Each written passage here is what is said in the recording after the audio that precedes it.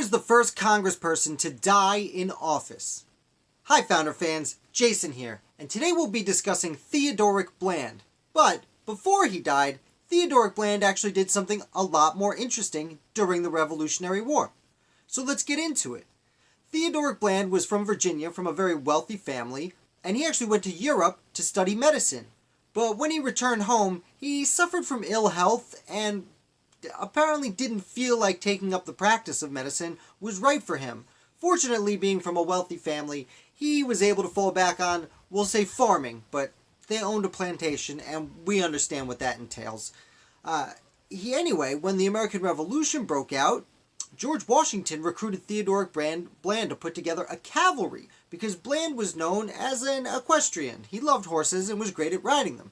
So, upon Washington's request, he did this, and he actually put together the first Continental Light Dragoons, which was the initial cavalry for the Continental Army. So Theodorick Bland and his dragoons ended up acting mostly as scouts, because as horsemen, as Washington liked to call them, as a horseman they could get to a site, see what was going on, and get back out of harm's way real quick, and bring the intelligence they gathered back to Washington. And he did this successfully for several years, until the Battle of Saratoga. After the Battle of Saratoga, which was an extraordinarily important victory for the Americans, there were more than 6,000 British soldiers that were captured. Initially, they were marched across New England and brought to Boston, where they were put under the watchful eye of General William Heath. They soon realized that having 6,000 prisoners, having an army as prisoners in what was then a major metropolitan area, was not necessarily the best thing for the situation. So the decision was made to march what was called the Convention Army.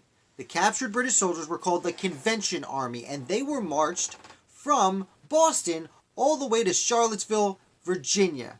Now, that is 700 miles. And who was put in charge of marching these soldiers? Well, it was none other than today's hero, Theodorick Bland.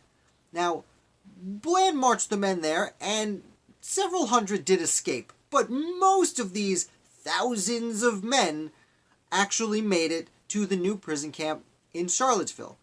And it was considered a success, and he was given much praise for what he was able to accomplish with all of these men that, again, were thousands of prisoners. So, not long after marching the men, he did oversee the army or the Convention Army as it was called.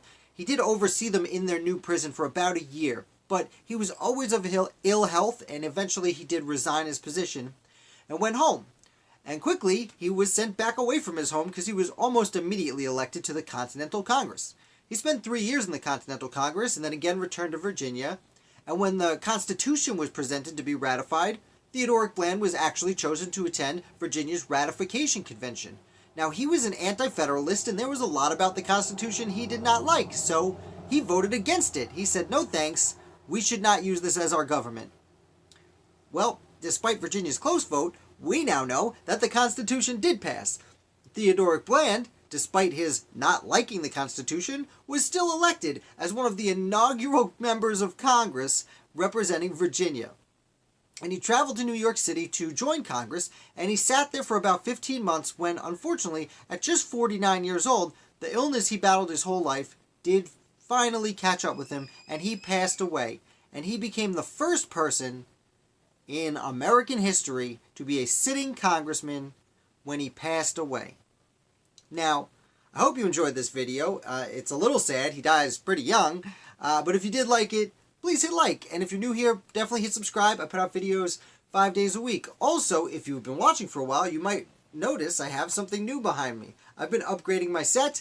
Still trying to figure out what to put on it. I put my fake quill up there, my Liberty & Co. coffee mug. I'll fill it out over the next few days, so you'll see it develop over time. If you have any recommendations for me, please consider subscribing to my Patreon page, where I did make a video about this, and you get a little bit of behind-the-scenes footage if you are a patron. And you can also help me make recommendations on what you might like to see there.